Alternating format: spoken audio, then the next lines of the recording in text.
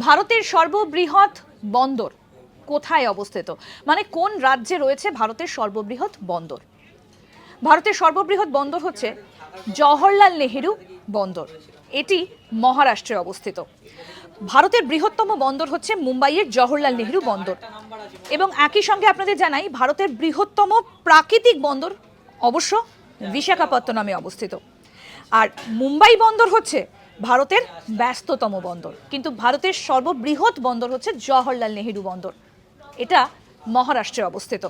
আপনাদেরকে জানিয়ে রাখি যে মহারাষ্ট্রে কিন্তু বন্দরের সংখ্যা সব থেকে বেশি, 53টা।